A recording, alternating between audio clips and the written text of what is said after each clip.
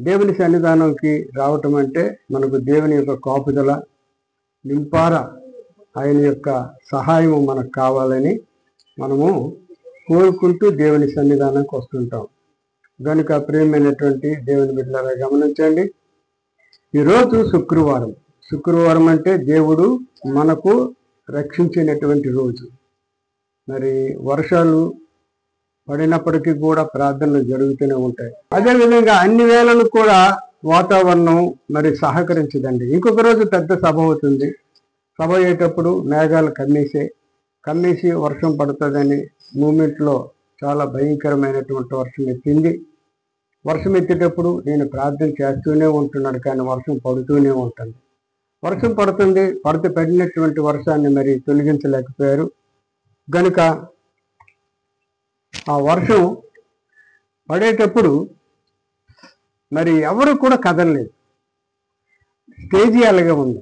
ఆయన ప్రసంగం ప్రారంభించేశాడు. అమ్మగారు కూడా ప్రసంగం ప్రారంభించారు. అందరూ తడిచిపోతుంటారు, కానీ ఒక్కరు కూడా కదలలేదు. పెద్ద వర్షం పడినప్పటికీ కూడా ఒక్కరు కూడా కదలలేదంట. దేవునికి స్తోత్రం. తర్వాత విజయవంతముగా సభను ఎటువంటి పరిస్థితుల్లో కూడా సాతాను ఓడిపోయాడు. దైవశక్తి గెలిచింది. ప్రియమైనటువంటి దేవుని బిడ్డలారు, వారు అంతమంది తడిచి ఎంతో మరి జలుబులు, జ్వరాలు, దగ్గులు అని వచ్చేయాలి, కానీ ఏమీ రాలేదు వాళ్ళకి. అందరూ కూడా ఆరోగ్యంతో దేవుని మహింపరిచారు. ఇది అపవాది పెట్టినటువంటి కలతలు. ఈ అపవాది కలతలకు మనము భయపడి లోబడి మరి దేవునికి దూరం అయిపోకూడదు. ఇక్కడ 2,000 మంది యుద్ధానికి వెళ్ళేటప్పుడు ఆయన ఇష్టపడ్డ దేవుడు వీళ్ళందరినీ తీసే అని చెప్తాడు. తీసే అని చెప్పేటప్పుడు అప్పుడు అక్కడ ఉన్నటువంటి ఆ యొక్క గిద్యోను ఏమంటాడంటే, ఇదిగో మీరు ప్రాణాల మీద ఆశ లేనటువంటి వారందరూ కూడా నాతో రండి, తత్తిమ వాళ్ళందరూ భయపడినటువంటి వారందరూ ఇంటికి వెళ్ళిపోండి అంటే 32,000 మందికి 20,000 మంది వెళ్ళిపోతారు. ఆ తర్వాత 12,000 మంది ఉన్నారు. 12,000 మంది కూడా వీళ్ళు కూడా నాకు తగరు, వాళ్ళు గప్పాల మనుషులు, వారిని కూడా వేరు చేయి అని చెప్పి దేవుడు ఆ కొండ మీద నుంచి ఒక వాగుని చూపెడతాడు. మంచి దాహం వేస్తుంది. అక్కడికి వెళ్తారు. వెళ్ళిన తర్వాత గబగబా అందరూ నీళ్లు తాగుతారు. కొందరు కుక్క తాగినట్టు తాగుతారు, అంటే కితికినట్టు, అంటే నోటితో తాగుతారు. కొందరు దోశలతో తీసుకుని తాగుతారు. ఆ దోశలతో తాగినటువంటి వారు లెక్క పెట్టమంటే లెక్క పెడతారు. 300 మంది అయ్యారు. తత్తిమూలందరూ కూడాను తోసే అని చెప్పాడు. ఈ 300 మందితో యుద్ధం చేయాలి. 3 లక్షల మంది ఉన్నా యుద్ధం చేసింది నేను, నువ్వు కాదు విన్నా. ఇలాగా ప్రియమైనటువంటి దేవుని బిడ్డలారు, ఈరోజు దేనికి చెప్తున్నానంటే, మనమే భక్తులము, ఎవరు భక్తులు కాదని నేను చెప్పటం కాదు, కానీ ఇటువంటి పరీక్షలు ఉంటాయి. ఈ పరీక్షలు అపవాది మనకెంతో బాధ పెడతా ఉంటాడు. చాలా భయంకరమైన బాధ పెడతాడు. ఇప్పుడు మనం అంత్య రోజుల్లో ఉన్నాం. మనం ఎలా ఉన్నాం? అంత్య దినాల్లో ఉన్నాం. కనుకనే ఇక్కడ 6వ అధ్యాయము 6వ వచనంలో దావీదు చెప్తున్నాడు, నేను మూలుగుచు అలసి ఉన్నాను, ప్రతి రాత్రి కన్నీరు విడిచుచు నా కొరకు తేలజేయుచున్నాను, నా కన్నీళ్ళ చేత నా పడక కొట్టుకొని పోగుచున్నది అని చెప్తున్నాడు. దేనికి కన్నీళ్ళ చేత కొట్టుకుని పోతున్నది అంటే 119వ అధ్యాయము మరి 136లో మనం ఎప్పుడు చదువుకోండి. నీ పరిశుద్ధ గ్రంథమును ప్రజలు దానిని అనుసరించినందున నా కన్నీరు ఏరులై పారుతుంది. దేవునికి స్తోత్రం. ప్రజలందరూ కూడా మరి ఆయన బాగా తెలిసినటువంటి వాడు. శోధనలో పడినప్పటికీ కూడా బాగా తెలిసినటువంటి వాడు.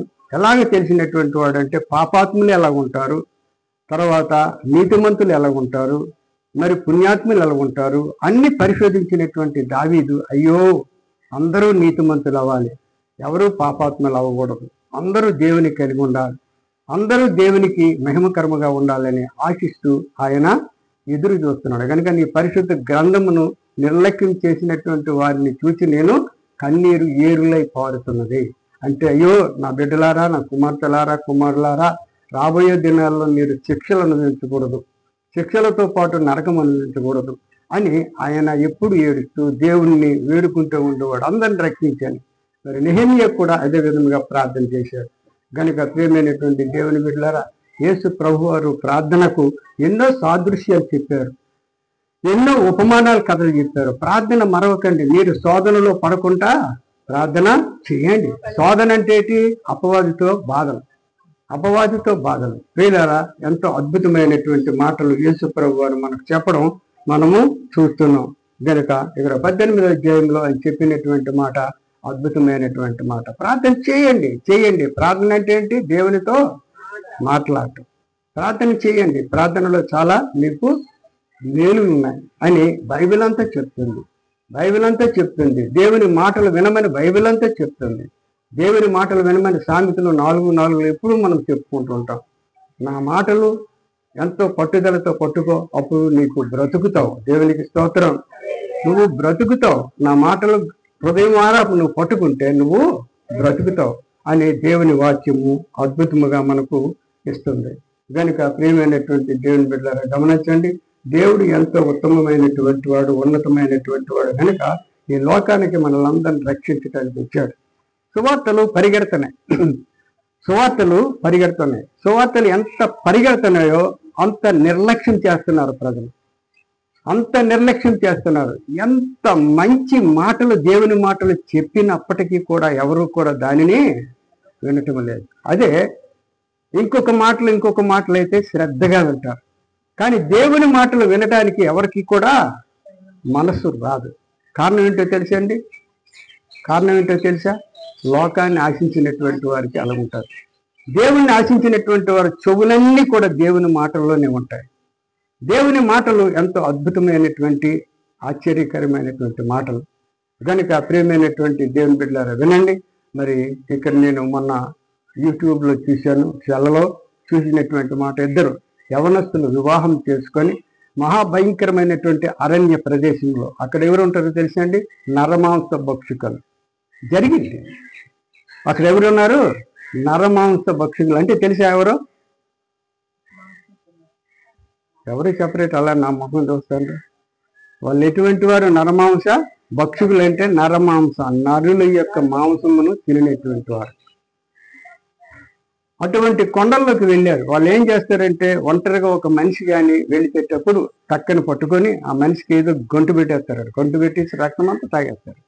రక్తమంతా తాగేసిన తర్వాత అక్కడ పడిపోయిన తర్వాత వాళ్ళు వచ్చి ఎవరికి నిద్రైతే పడి మళ్ళీ అతను తీసుకెళ్లి శవాన్ని మామూలుగా పాతి పెడితే ఆ శవాన్ని గోలుతో గొప్పేసి మన్ను ఆ శవాన్ని తినేస్తారంట. అటువంటి భయంకరమైనటువంటి స్థలాలలో మరి దేవుని యొక్క సువార్తను ప్రకటించడానికి యవనస్తులు వెళ్ళారు. ఇద్దరు యవనస్తులు భార్యాభర్తలు వెళ్ళారు. అక్కడ సువార్త ప్రకటిస్తున్నారు. ఆ సువార్తలో ఎంతో అద్భుతమైనటువంటి అందరికీ కూడా ఆదరణ చూపెడుతున్నారు. ఇంచుమించు 3000 మందిని మార్చాడంట పాస్టర్ గారు. దేవునికి స్తోత్రం. అక్కడ సిల్లింగు, చీటగాలు, చెరుపులు, చాలా మొక్కలకు నరుక్కొని తింటూ మరి రకరకాలైనటువంటి పరిస్థితులు అవి. అటువంటి వారిలో కొంతమందిని ఆయా ప్రదేశాలు తిరిగి కొంతమందిని మార్చాడు ఆ పాస్టర్. మార్చిన తర్వాత ఏం జరిగిందంటే, కొంతకాలం అయ్యేసరికి ఇక చెడుపులు, చిల్లింగులు, చీటగాళ్ళు ఉన్నప్పటికీ కూడా వాళ్ళ ప్రార్థనలతో ధైర్యంగా అక్కడ ఉన్నారు. ఉన్నటువంటి విధానమును బట్టి ఏంటంటే, అక్కడ మరి కొన్ని దినాలు అయిన తర్వాత అక్కడ ఆ పాప గర్భవతి అయింది. పాప పేరు సుమలత. తన భర్త పేరు సునీల్, పాస్టర్ గారి పేరు. గర్భవతి అయిన తర్వాత అక్కడ ఇంచుమించు ఒక 50-60 మైళ్ళు వెళితే గానీ వాళ్ళకి హాస్పిటల్ ఉండదు. అయినప్పటికి కూడా వెళ్ళారు, హాస్పిటల్లో చూపించుకున్న తర్వాత మరి కొన్ని దినాలు టైం ఇచ్చారు, వచ్చేసిన తర్వాత ఏం చేశారంటే, మళ్ళీ ఆ టైం వచ్చేటప్పుడు వెళ్ళిన తర్వాత ఆవిడికి బాగా స్కానింగ్లు, పరీక్షలు అన్ని తీసేటప్పుడు ఏం జరిగిందో తెలుసండి? గర్భంలో బిడ్డ చనిపోవటం జరిగింది. గర్భంలో బిడ్డ ఏ విధముగా చనిపోయిందని తెలియదు, కానీ చనిపోయినటువంటి విధానం బట్టి అక్కడ ఏం చెప్పారంటే, తల్లి బ్రతకాలంటే బిడ్డ చచ్చిపోద్ది, బిడ్డ బ్రతకాలంటే తల్లి చచ్చిపోద్ది అనే వాదన తీసుకొచ్చారు. అయితే ఎవరిని కోరుకుంటారండి? తల్లిని కోరుకుంటారు. అదేవిధంగా తల్లికి ఆపరేషన్ చేశారు. బిడ్డను తీశారు. ఆ బిడ్డ 3 కేజీలు బరువుతో వండుకున్నటువంటి బిడ్డ, చాలా అందంగా ఉన్నటువంటి బిడ్డ. తల్లి అందంగా ఉంటుంది కనుక బిడ్డ కూడా చాలా అందంగా ఉన్నటువంటి బిడ్డ మరి చేసేటప్పుడు మరి అక్కడ ఆ పాస్టర్ గారు ఎంతో బాధపడి ఏడ్చి మొత్తానికి బిడ్డను దేవుడు ఇచ్చాడు, దేవుడు తీసుకున్నాడు అని మళ్ళీ ధైర్యం తెచ్చుకున్నారు. ధైర్యం తెచ్చుకున్న తర్వాత దేవుడే వారికి కాపుదలుగా ఉండి వారి సేవను కొనసాగించుకుంటున్నారు. కొనసాగించుకునే తర్వాత మరి కొన్ని జన్మలు పోయిన తర్వాత మరలా గర్భం ధరించిన తర్వాత ఏం చేసిందంటే మళ్ళీ హాస్పిటల్కి వెళ్ళి జాగ్రత్తగా తీసుకోవాలి సరి మరి బిడ్డను జాగ్రత్తగా కాపాడుకుందామని అక్కడ మోకరించి ఇద్దరు ప్రార్థన చేసి, అయ్యా మాకు మగబిడ్డను దయచేయండి, ఎందుకంటే వారసత్వం నీ సేవలో మేము వాడుకుంటాం, నీ సేవకుడిగా ఉంటాడు అని వారసత్వానికి నాకు మగపిల్లడు కావాలని ఆ ఏడ్చి కన్నీరుతో ప్రార్థన చేసేటప్పుడు ఆవిడ గర్భవతి అయింది. మరి స్కానింగ్ తీసేటప్పుడు కడుపులో ఉన్నది ఎవరండి? మగబిడ్డ. దేవునికి స్తోత్రం. మగబిడ్డ ఉందని ఎంతో ఆశపడ్డారు. అబ్బా దేవుడు మీ మడిగి ఇచ్చారు అని చెప్పిన తర్వాత ఒక ప్రసవ జన్మలు వచ్చేటప్పుడు మరలా హాస్పిటల్కి వెళ్ళారు. హాస్పిటల్కి వెళ్ళేటప్పుడు ఆ బిడ్డ కూడా చనిపోవటం జరిగింది. చనిపోయేటప్పుడు వారికి ఎంత దుఃఖం ఉంటుందండి. దేవుడి మీద ఎంత కోపం ఇచ్చేయాలి కదా, కానీ దేవుని మీద కోపం మాత్రం రాలేదు. దేవుడు ఇచ్చాడు, దేవుడు తీసుకున్నాడని అక్కడ ఉన్నటువంటి ఆ సుమలత పాస్టమ్మ గారు, చిన్నదై 23 సంవత్సరాల వయసు కలిగినటువంటి పాస్టమ్మ ఎంతో ఏడ్చి ప్రార్థన చేసుకుని పడుకునేటప్పుడు ఆవిడకు దర్శనం కలిగింది. యేసు ప్రభువు దగ్గర కుడికాలు పట్టుకుని మగపిల్లడు, కుడికాలు పట్టుకుని ఎడమకాలు పట్టుకున్నది పాప. యేసు ప్రభు పాలముల దగ్గర ఉన్నట్టు ఇవి కల్లారా చూసిందంట. దేవునికి స్తోత్రం. చూసిన తర్వాత ఏం చేసింది తెలిసింది? మహా ధైర్యం వచ్చింది. అప్పుడు పూర్తి ధైర్యం వచ్చింది. నా బిడ్డలు దేవుని దగ్గర ఉన్నారు, ఎంత ధన్యత, దేవుని యొక్క ఏర్పాటు ఏమో అది గనుక మరి దేవుని దగ్గరికి మేము వెళతాం, నా బిడ్డల దగ్గరికి ఎప్పుడైనా నేను చేరుకోవలసినటువంటి పరిస్థితి ఉంది అని ఇద్దరు ధైర్యం తెచ్చుకొని వారు సేవలో కొనసాగిస్తున్నారు. బాగా సేవను చేస్తున్నారు. పెద్ద మీటింగ్ పెట్టాలని ఒక ఆలోచన వచ్చింది. మీటింగ్ను ఏర్పాటు చేశారు. ఆ మీటింగ్లో మనకు ఒక ఉన్నటువంటి జాన్ వెస్లీ అని, ఇక్కడ రాజమండ్రి జాన్ వెస్లీ కాదు కానీ అక్కడ జాన్ వెస్లీ వేరే ఉన్నారండి. ఆ జాన్ వెస్లీ గారి యొక్క మీటింగ్ ఏర్పాటు చేశారు. జాన్ వెస్లీ ఆ వీళ్ళకి చాలా చక్కని పరిచయం అయ్యారు. అక్కడ సుమలత ఆ జాన్ వెస్లీ గారిని చాలాసార్లు గౌరవించేటప్పుడు ఆయన ఎంతో ఆయన్ని ఆదరించి చేరదీసేటప్పుడు ఆయన సొంత తోబుట్టు కింద ఆయన ఆ బిడ్డను ఎంచుకున్నాడు. తోబుట్టు కింద ఎంచుకోవటమే కాకుండా ఇద్దరు కూడా అన్న చెల్లి కింద మరి ఎంతో ప్రీతిగా ఉండేటువంటి వారు. ఇతను కూడా ఏమవుతాడు? తన భర్త బావమరిది అవుతాడు. బావమరిదిగా ఉండి ఎంతో చక్కగా వాళ్ళు సన్నిహితముగా ప్రాణ కుటుంబముగా ఉన్నారు. నాకు తోడబుట్టినటువంటి చెల్లెలు లేరు కానీ నా సొంత చెల్లి సుమలత అని జాన్ వెస్లీ గారు ఎంతో చక్కగా చెప్పడం జరిగింది. ప్రియమైనటువంటి దేవుని బిడ్డలారా గమనించండి. చెప్పిన తర్వాత వాళ్ళు ఆ జాన్ వెస్లీ గారు మన రాజమండ్రి జాన్ వెస్లీ కంటే చాలా చక్కని వాక్యం చెప్తారండి. లాంటి వాక్యం గారు కొండ చాతి వారే మారుస్తున్నారు. అటువంటి మాటలు ఆయన చెప్తుండేటప్పుడు ఎడవకుండా బడికుంటా ఎటువంటి పరిస్థితుల్లో నరమాంస భక్షకుల దగ్గర సేవలు చేస్తున్నారంటే ఎంత ధైర్యం ఉండాలండి. వాళ్ళు ప్రాణాలు తెగించి అక్కడ నరమాంస భక్షకుల దగ్గర రక్తం తాగి తినేసే వాళ్ళ దగ్గర సేవ చేస్తున్నారు. చాలా మంది ఉన్నారు, చాలా మంది మారుతున్నారు, చాలా మంది మారటం లేదు, మనుషులు తింటూనే ఉంటున్నారు. అయినప్పటికీ కూడా వీళ్ళు భయం లేదు. మరి అక్కడ ఒక రాత్రి పడుకునేటప్పుడు ఒంటరిగా అమ్మగారు ఉండేటప్పుడు ఒక పాప వచ్చి, అమ్మ నిన్ననే మా బావగారు తన అన్నగారు తాలూకా రక్తం తాగేశారు తీసుకొచ్చాం, ఇలా జరిగింది కనుక మీరు జాగ్రత్తగా ఉండండి అని ఆవిడ చెప్పినప్పుడు కూడా ఆమె దేంతో జాగ్రత్తగా ఉండేదండి? ప్రార్థనతో జాగ్రత్తగా ఉండేది. మొత్తానికి ఏమైనా సరే పెద్ద మీటింగ్ ఏర్పాటు చేశారు. ఏర్పాటు చేసిన తర్వాత మరి అతను ఉన్నటువంటి పాస్టర్ గారు, అయ్యో జాన్ వెస్లీ గారు వస్తారు కదా బావగారు అనేవాడంట. మా బావగారు వచ్చేటప్పుడు నన్ను దెబ్బలాడుతారు, మౌత్ లేకుంటే లాభం లేదు అని వారి దగ్గర ఉన్నటువంటి జనరేటర్ రిపేర్ అయిపోయింది, అర్జెంట్గా బాగు చేయాలా ఇది అనేసి తన భార్యతో చెప్పి ఒక ట్రాక్టర్ తీసుకొని 2 బిడ్డలు తీసుకొని ఆ యొక్క జనరేటర్ని తీసుకువెళ్ళి బాగు చేస్తూ తిరిగి వచ్చేటప్పుడు యాక్సిడెంట్ జరిగింది. యాక్సిడెంట్ ఎలా జరిగిందంటే అక్కడ ఉన్నటువంటి కొండల్లో డౌన్లుగా తిరగాల, మీరు ఆ ఘాటీలు చూడలేదు కానీ చాలా భయంకరంగా ఉంటాయి. కొంతమంది చూసి ఉంటారు. ఏమాత్రం తేడా వచ్చినా కొండలు లోయలోకి వెళ్ళిపోతాయి. మహావర్షాకాలం ఏమో అది మరి భయంకరమైనటువంటి పరిస్థితుల్లో అది యాక్సిడెంట్ ఉండలు జారిన తర్వాత ఆ ట్రాక్టర్ ఏలబడినటువంటి విధంగా మరి అక్కడ పాస్టర్ గారు కింద లోయలో పడిపోయారు. ఒక కుర్రోడు కూడా అతనితో పడిపోయాడు. పడిపోయిన తర్వాత ఇంకొక కుర్రోడు ఎటు పడిపోయాడో తెలియదు. మొత్తానికి పడిపోయారు, ఊబిలోకి పడిపోయిన. ఊబిలో పడిపోయిన తర్వాత మరి కొంతసేపటికి ఇలా చూస్తే ట్రాక్టర్ మీదకి వచ్చేస్తుంది. ఆ ట్రాక్టర్ మీద పడిపోయే పరిస్థితిలో ఆ కుర్రవాడిని కాలుతో మీదకి తన్నేసాడంట. తన్నేసి ఆ ట్రాక్టర్ ఆయన మీద పడిపోయింది. ఆయన మీద పడిపోతే ఆయన చచ్చిపోయాడు. ఆయన చనిపోయాడు.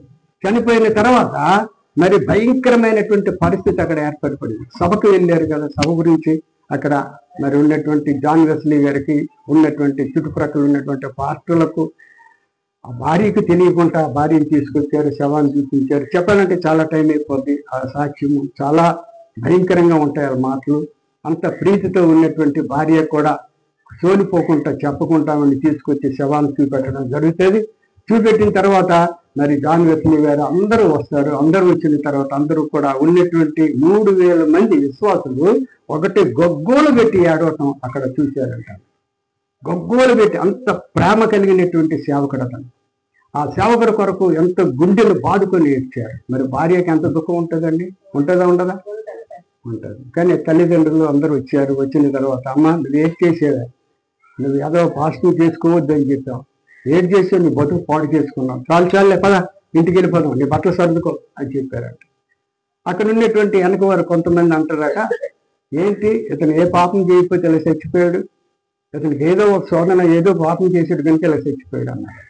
అప్పుడు జాన్ వెస్లీ గారు చెవులో మాటలు పడిన తర్వాత ప్రసంగంలో మాట్లాడుతూ ఏం చెప్పారంటే, మౌతులో, అయ్యా యేసు ప్రభు ఏం పాపం చేశాడు? ఆయన్ని చంపేశాడు. ఏం పాపం చేశాడా? లేదు. కానీ ఇతను ఏ పాపం చేశాడు? దేవుని సేవకు జనరేటర్కి వెళ్ళాడు. సేవను అంటే మీటింగ్ ఏర్పాటు చేయడానికి వెళ్ళి ఇతను చచ్చిపోయాడు కనుక ఇతను అతసాక్షి ఆయన అక్కడ రుజువుపరిచాడు. దేవునికి స్తోత్రం. తర్వాత తల్లిదండ్రులు ఆ బిడ్డను బయలుదేరు అని చెప్పేటప్పుడు వెళ్ళి, అన్నయ్య ఒకసారి మౌత్ అని చెప్పి మౌత్ తీసుకుందట. మౌత్ తీసుకొని, మీరు చూడండి ఉన్నది యూట్యూబ్లో చాలా చక్కగా ఉంటుంది. నేను చెప్పింది ఆ పైసా వాట, రూపాయలో పైసా వాట చెప్తున్నాను. ఆ మౌత్ తీసుకొని చెప్పింది. ఏం చెప్పిందో తెలుసండి?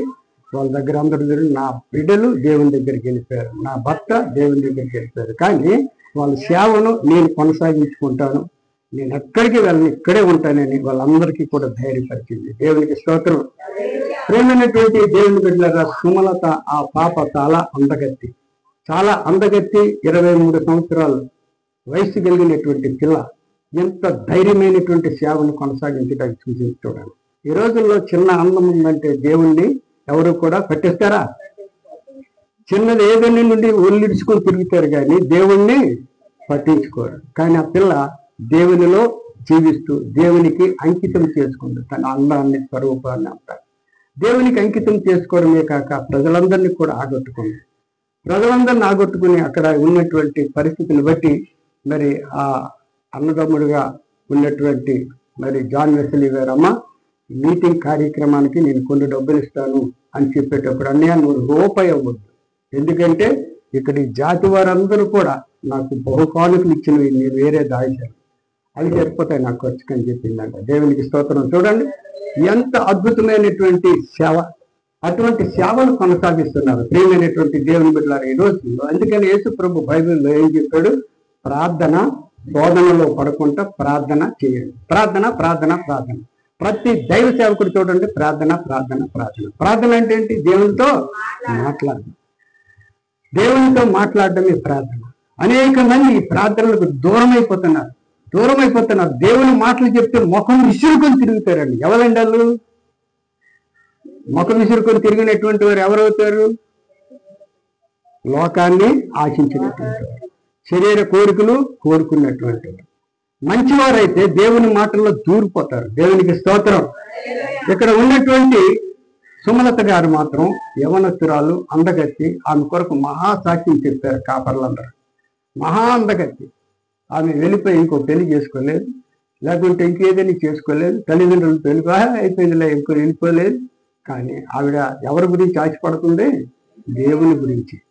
దేవుని గురించి ఆశపడింది. తన వయసును, తన యొక్క ప్రాణాన్ని అక్కడ భయంకరమైనటువంటి కొండ జాతిలో జరుగుతున్న నరమాంస భక్షుల దగ్గర ఆమె ఒంటరిగా జీవిస్తుంది. ఈరోజు ఆమె 3,000 సంఘాల్లో సాక్షి చెప్పింది. ఆవిడకి ఏమీ రాదంట. భర్త ఉన్నంతగా భర్తే ప్రసంగాలు కానీ ఆవిడ మాట్లాడేది కాదు. ఇప్పుడు ఆవిడ మహా సేవకురాలైతే ఆవిడ మాటలు ఎంతో అద్భుతంగా అందరూ కూడా ఆలకిస్తున్నారు.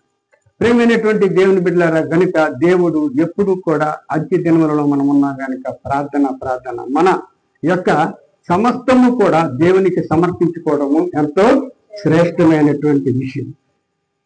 గనుక ఇక్కడ చెప్తున్నాడు, నీ ధర్మశాస్త్రము అనుసరింపకపోయినందుకు నా కన్నులు ఏరులై పారుతున్నాయి. కన్నీరు ఏడుస్తున్నాడు. 6వ వచనంలో మనం చూద్దాం, తన పడకే కన్నీళ్ళతో కొట్టుకుపోతున్నాడు. అంటే ఎంత భయంకరంగా దైవజనుడు చెప్తున్నాడు చూడండి. ప్రేమైనటువంటి దేవుని బిడ్డలారా, విలాప వాక్యంలో సొలొమోను చెప్తున్నాడు, 3వ అధ్యాయము 48లో చూసినట్లయితే, విలాప వాక్యములు 3వ అధ్యాయము 48లో చూసినట్లయితే, నా జనులకు కలిగిన నాశనమును నేను చూడగా నా కన్నీరు ఏరులై పారుతుంది. నా జనులకు కలిగిన ఏటు కలుగుతుంది? అదృష్టమా? అదృష్టం కలుగుతుందా? నాశనమా? నాశనం ఎవరికి కలుగుతుందండి? దేవుని తృణీకరించినటువంటి వారికి. ఇటువంటి వారు ఎంత మందో కనపడుతున్నారు ఆయనకి. గనుక నా జనులు ఎటువంటి పరిస్థితుల్లో కూడా కలిగిన నాశనం అవటానికి సిద్ధంగా ఉన్నారు. గనుక వారిని కొరకు నేను చూస్తున్న కన్నీరు ఏరులై పారుతున్నది. నాశనమైనటువంటి వారి గురించి ఆయన చెప్పుతున్నటువంటి మాట. ప్రేమైనటువంటి దేవుని బిడ్డలారా, అదే మరి అధ్యాయంలో విలాప వాక్యంలో ఆ 3వ అధ్యాయంలో మనము 50వ వచనం చూస్తే, నా కన్నీరు ఎడతెగక కారుతుండును అని చెప్తున్నాడు ఆయన. ఇటువంటి వారిని చూసి ఎడతెగక కారుతుండును. మరి అక్కడ ఉన్నటువంటి నెహెమ్యా వారి సంతతి గురించి 3 దినములు ఉపవాస ప్రార్థనలో కన్నీళ్లతో నా వారి యొక్క పాపాలు క్షమించు అని ఆయన పాపాలన్నింటిని కూడా క్షమించమని దేవుని దగ్గర ఒప్పుకోవటం జరిగింది. అయినప్పటికీ కూడా దేవుడు నెహెమ్యా మాటలు విన్నాడు. నెహెమ్యా చర్యలన్నీ కూడా అద్భుతమైనటువంటి, ఎన్నో ఆపదలు, ఎన్నో శిక్షలను తప్పించుకున్నటువంటి విషయాలను మనం చూస్తున్నాం. కనుక సామెతల్లో చెప్తున్నాడు అదే సొలొమోను 23:12లో చూసినట్లయితే, ఉపదేశము మీద మనస్సు నిల్చుము, తెలివిగల మాటలకు చెవియొగ్గుము. దేవునికి స్తోత్రం. తెలివిగల మాటలకు చెవియొగ్గుము, తెలివిగల మాటలకు చెవియొగ్గుము. ఎందుకు 2 సార్లు నేను మాటలు చెప్తానంటే, ఇలాంటి తెలివి కలిగినటువంటి దేవుని యొక్క మాటలు వినటానికి చాలా కష్టంగా ఉంటుంది చాలా మందికి కదా. చాలా కష్టంగా ఉంటుంది. అంటే ఇక్కడ మీకని నేను చెప్పడం లేదు, అటువంటి వారు ఉన్నారు, చాలా మంది ఉన్నారా లేదా? ఉన్నారు. మన ఊర్లో ఎంతమంది ఉన్నారు? ఇక్కడ ఎంతమంది? కొద్ది మంది ఉన్నారు. తెలివిగల మాటలు అంటే తెలివిగలవి ఎటువంటివి? దేవుని మాటలే తెలియగలవు. అటువంటి మాటలు వినటానికి విశ్వాసులు మాత్రం చెవులు పెడతారు, కానీ అవిశ్వాసులు పెట్టడం కష్టం, చాలా కష్టం. ఆ మాటలను చెవిని పెట్టరు, వినరు. పెడితే బాగైపోతారనే అపవాది వాటిని విననివ్వడు. గనుక ప్రేమైనటువంటి దేవుని బిడ్డలారా, అద్భుతమైనటువంటి వర్తమానాలను మనము తెలుసుకోవలసినటువంటి అవసరత ఎంతైనా ఉంది. ఇర్మియా 9వ అధ్యాయము 1-3లో చూసినట్లయితే, ఇర్మియా 9వ అధ్యాయము 1-3 వరకు మనం చూసినట్లయితే, నా జనులలో అతమైన వారిని గూర్చి నేను దివారాత్రము కన్నీరు విడిచినట్లు నా తల జలమయముగాను నా కన్ను కన్నీళ్ల ఊటగాను ఉండునుగాక. నా జనులందరూ వ్యభిచారులను ద్రోహుల సమూహమునై ఉన్నారు. ఆహా, అరణ్యములో బాటసారుల బస నాకు దొరికిన ఎంత మేలు. నేను నా జనులను విడిచి వారి యొద్ద నుండి తొలగిపోవుదును. విండ్లను త్రొక్కి ఉంచినట్లు అబద్ధమాడుటకై వారు తమ నాలుకను ఉంచుదురు. దేశములో తమకున్న బలమును నమ్మకముగా ఉపయోగపరచుదురు. నన్ను ఎరుగక కీడు వెంట కీడు చేయించు ప్రవర్తించుతున్నారు. గమనించారా? ఇదే యెహోవా వాక్కు, దేవుని యొక్క మాట. అద్భుతమైనటువంటి మాటలు. నా జనులలో దేవుని యొక్క స్వాస్థ్యం ఎవరండి? ప్రజలే. నా జనులలో హతులు ఎవరవుతారండి? నరకానికి వెళ్ళినటువంటి వారు, ఆయన మాటలు వినలేనటువంటి వారు, ఆయనకు దూరముగా ఉన్నటువంటి వారు, ఆయన మాటలను ఎటువంటి పరిస్థితుల్లో నిర్లక్ష్యం చేసినటువంటి వారు. అలాంటి వారిని చూసి నా కన్నీరు ఏరులై పారుతుంది అని దేవుడు చెప్తున్నాడు. ప్రియులారా గమనించండి, రాత్రంతా యేసు ప్రభు ఎక్కడికి ప్రార్థన చేసేవారండి? కొండకెళ్ళి ప్రార్థన చేశారు. దేనికి ప్రార్థన చేశారండి? మనల్ని చూడడం. ఇదే మాట చెప్తున్నారు కనుక గమనించండి. నా జనులలో అయితే అతులైన వారిని గురించి నేను దివారాత్రము కన్నీరు విడిచినట్లు అని చెప్పి దివారాత్రులు ఆయన కన్నీరు విడిచారు. రాత్రంతా కొండ మీద ప్రార్థన చేశారు. చివరిగా ఆయన పట్టబడినప్పుడు, ఆయన ప్రార్థన చేసినప్పుడు ఆయన చెమట రక్త బిందువులుగా మారిందంట. దేవునికి స్తోత్రం. ఎవరి కొరకు? మన కొరకే. అంత అరే ఈ ప్రజలు ఎటువంటి పరిస్థితుల్లో మారటం లేదు కనుక అందరూ నరకములకు వెళ్ళిపోతారు. అందరూ నరకంలో హింసలు పొందుకుంటారు. అయ్యో ఆ బాధలు చూసేసరికి ఎంతో భయంకరమైనటువంటి పరిస్థితిలో నా ప్రజలు వెళ్ళబోతున్నారు అని దేవుడు కన్నీరు ఏరులే బారుతుంది. ఎవరైతే ఆయన మాటలు వింటూ ఆయన యొక్క క్రమమైనటువంటి పద్ధతిలో నడుచుకున్నటువంటి వారిని చూసి ఆయన సంతోషిస్తాడు. దేవునికి స్తోత్రం. ఎంతో సంతోషిస్తాడు. సంతోషించడమే కాక అద్భుతమైనటువంటి ఆదరణ కలిగిస్తాడు. ప్రియమైనటువంటి దేవుని బిడ్డలారా గమనించండి, ఇక్కడ ఈ రోజుల్లో అందరూ కూడా దేవుని సేవకు పరిగెడుతున్నారు. దేవుని బిడ్డలు ఎంతమందో విశ్వాసులే దేవుని సేవకు పరిగెడుతున్నారు. చాలా మంది పరిగెడుతున్నారు. ఎక్కడ చూసినా కొండల్లో, కామనల్లో. మన అయ్యగారు పెద్ద కుమారుడు, కోడలు వాళ్ళు ఎటువంటి జాతాల దగ్గరికే వెళ్తున్నారు. ఒక రాత్రి కొండ అంటే ఘాటీలు ఎక్కి దిగాలి. ఆ కొండల్లోకి వెళ్ళిన తర్వాత అక్కడ చిన్న పాకేసుకొని ఉండేటప్పుడు ఆ రాత్రి పెద్దబాబు కంటే అయ్యగారి పెద్ద కుమారుడికి చాలా భయంకరమైనటువంటి పరిస్థితి. జాతాలు, చెల్లింగోలు, ఇంకా చెరుపోళ్ళు గనుక వాళ్ళ మధ్యన ఉన్నాడు కనుక ఆయనకి లేనిపోయినటువంటి బాధ భయంకరంగా రాత్రి కలిగేటప్పుడు ఆయన ఏంటి మోకాలు వేసి ఒకటే ప్రార్థన. ఆ ప్రార్థనలో అతనికి విజయం కలిగింది. దేవునికి స్తోత్రం. వీళ్ళరా ఈ రోజుల్లో మనం చూసినట్లయితే ఎక్కడ చూసినా సరే ఆ కొండల్లో చీటకాలు, చిల్లింగులు, చెరుపులు అన్నీ ఉండొచ్చు, కానీ ఇక్కడ కూడా ఉన్నాయండి. ఇక్కడ మనలో కూడా ఉంటాయి ఈర్షలు, కుళ్ళులు, అసూయలు, అహంకారాలు. ఆ చిల్లింగుల కంటే కొద్ది పెద్దవే. అవునా కాదా? కనుక ఇటువంటి వాటి నుంచి మనం విడుదల పొందుకోవాలంటే మనకేం కావాలి? ప్రార్థన. దేవునితో సహవాసం. దుష్ట శక్తులన్నీ కూడా మనం వాళ్తూ ఉంటాయి. ఓ బాబు అది మంచిదిరా చెయ్యి, చెడు పని చూపెడుతుంటాడు అపవాది. ఓ అమ్మా ఇల్లు మంచిదే చెయ్యి, నువ్వే బాగున్నావు కదా, నువ్వు ఇది చేస్తావు కదా, చెయ్యని అందరినీ కూడా చెడు. అమ్మ ఇలా చేయి, బాబు ఇలా చేయండి. అపవాది మనల్ని కృంగతీయడానికి, భయంకరమైనటువంటి కష్టాలకు అప్పచెప్పడానికి చూస్తూ ఉంటాడు. కనుక మనకి ఎప్పుడు కూడా ఏముండాలి? దేవునితో సహవాసం ఉండాలి. ప్రార్థన అంటే దేవునితో మాట్లాడటమే. కనుక ప్రియమైనటువంటి దేవుని బిడ్డలారా, మరి మత్తయి సువార్తలో చెప్తున్నాడు యేసు ప్రభు 26:41లో, మీరు శోధనలో ప్రవేశించకుండానట్లు మెలకువగా నుండి ప్రార్థన చేయుడి.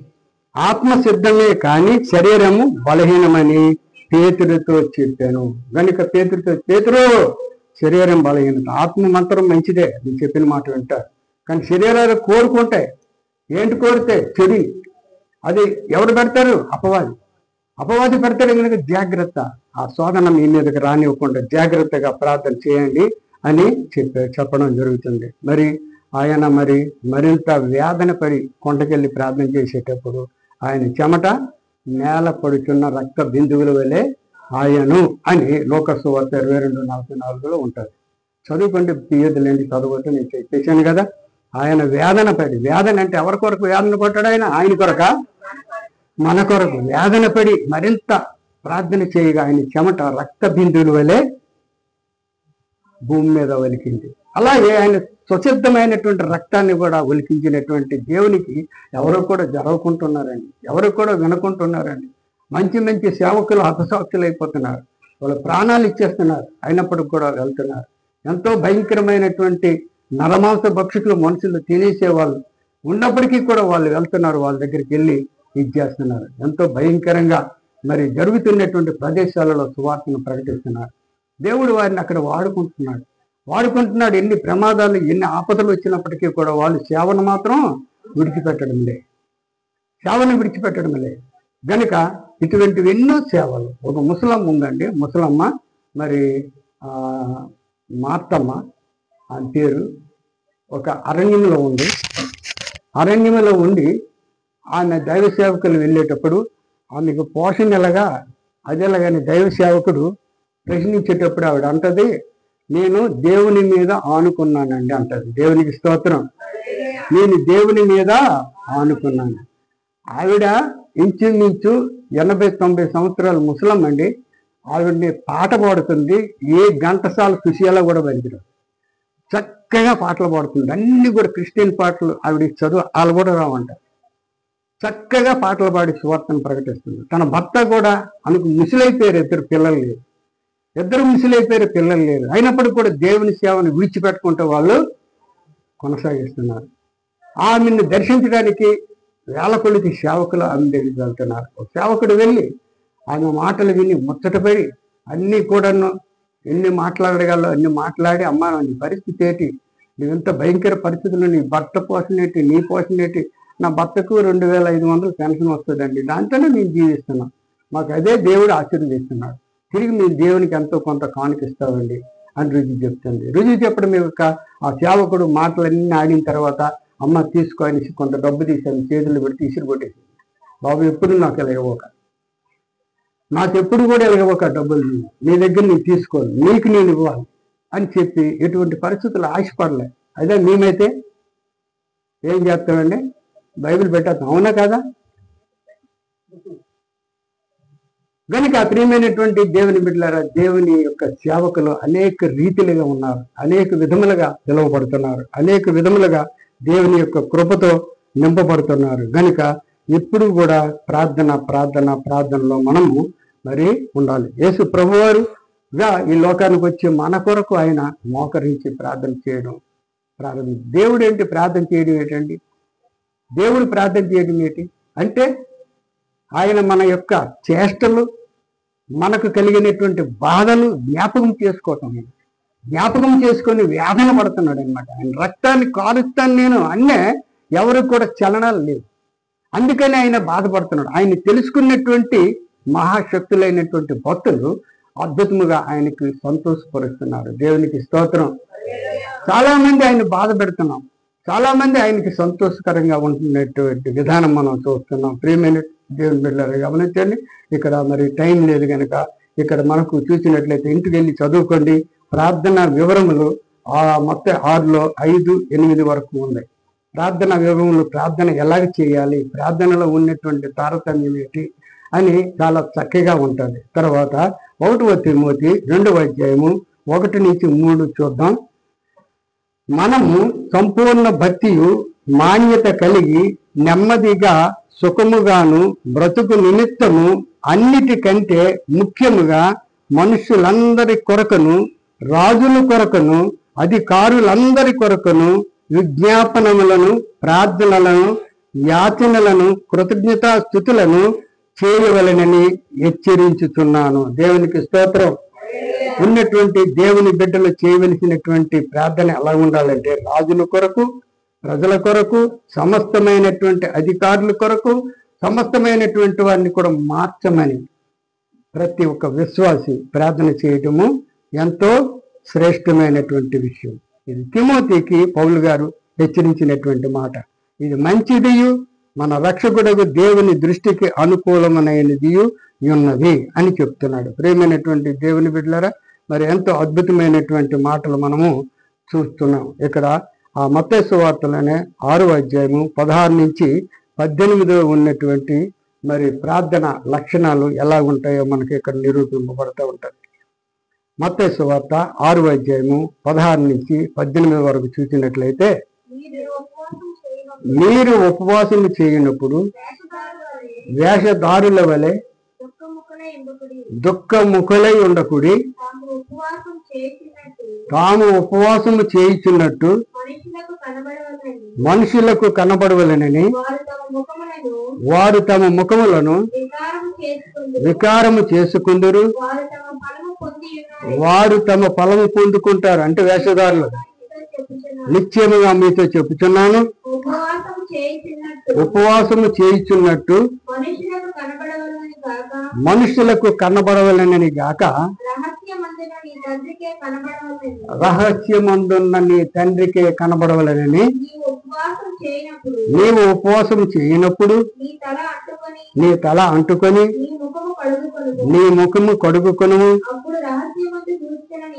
అప్పుడు రహస్యమందు ఉన్న చూచుతున్న నీ తండ్రి నీకు ప్రతిఫలం ఇచ్చును. దేవునికి స్తోత్రం.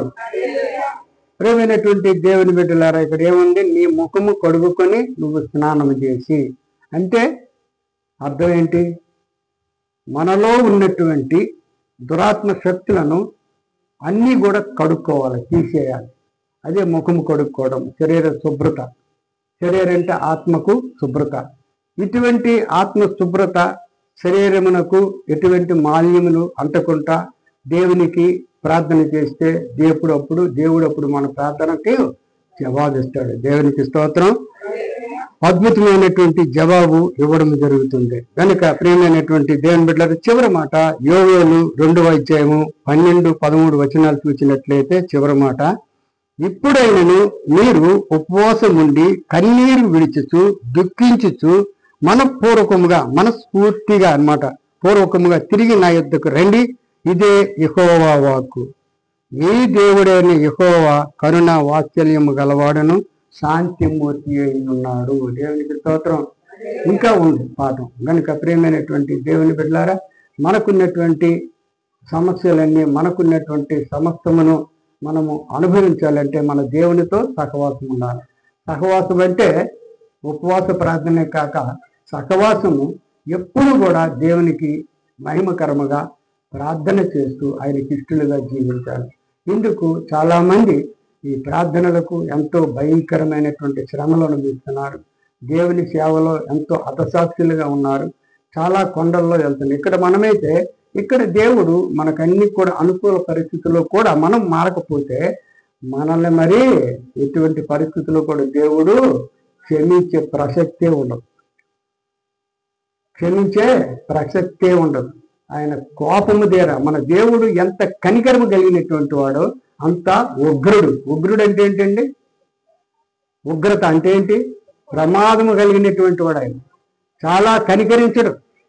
ఆయన కనికరము గలవాడు, దయగలవాడు, అత్యున్నతమైన దేవుడు, పరిశుద్ధుడైన దేవుడు. మన మాటలు వింటాడు అని అంటాం. ఎటువంటి మాటలు వింటాడంటే, నువ్వు పరిశుద్ధతతో ఉండే దేవుణ్ణి కనుగొంటే తప్పకుండా నీ మాటలు వింటాడు. కానీ ఎటువంటి పరిస్థితుల్లో నువ్వు మారకపోతే ఆయన ఉగ్రతకు మనము చెందుకుంటాం. చాలా మంది ఉగ్రతలు పొందుకుంటున్నారా లేదా? చాలా మంది పొందుకుంటున్నారు. నీరుతో కొట్టుకెళ్ళిపోతున్నారు. ఇంకా రకరకాలైనటువంటి వ్యాధులతో బాధపడుతున్నారు. రకరకాలైనటువంటి పరిస్థితులతో మరి కృంగిపోతున్నారు. ప్రియమైనటువంటి దేవుని బిడ్డలారా, అటువంటి కృంగుదల మనకొద్దు. మనము దేవునితో ప్రశాంతమైనటువంటి వారిగా ఉండి దేవుని బిడ్డలుగా ప్రకాశిస్తూ అనేక మందిని వారికి మనము వెలిగించనే ఉండాలి. ఆరిపోయిన దీపాలను వెలిగించినటువంటి వారిగా మనము క్రైస్తవులమైనటువంటి మనము జీవించాలని హెచ్చరిస్తూ ఈ కొద్ది మాటలతో ముగిస్తున్నాం. దేవుని స్తోత్రం. చిన్న ప్రార్థన చేసుకున్నాం. పరిశుద్ధుడైన మా తండ్రి, వందనాలు, స్తోత్రాలు ప్రభా. ఇంతవరకు మాతో మీరు మాట్లాడారు నాయన. వాతావరణాన్ని కూడా మీ యొక్క అధీనంలో ఉంచారు నాయన. మరి ఇచ్చినటువంటి బిడ్డలందరినీ కూడా గుర్తిపరచుకుంటాను. ఈ వెలుగులో ప్రకాశింపచేయండి. రాలేనటువంటి బిడ్డలు ఇంకో సమయంలో తండ్రి వారి హృదయములు మారి నీ సన్నిధానంకి వచ్చి నీ యొక్క దీవెనలు పొందుకునే భాగ్యాన్ని దయచేయండి. ఆయన లైవ్లో చూసినటువంటి బిడ్డలందరినీ కూడా పేరు పేరుని ఆశీర్వదించండి. ఆయన నువ్వు గొప్ప దేవుడు ప్రభు. మా కుటుంబాలన్నింటినీ నీ వెలుగులో నడిపించి అనేక మంది ఆరిపోయిన దీపాలను వెలిగించినటువంటి సంఘముగా మమ్మల్ని బలపరిచి నడిపించుకోమని యేసు పరిశుద్ధ నామములో మరి వేడుకుంటూ ప్రార్థిస్తున్నాం తండ్రి. దేవునికి స్తోత్రం.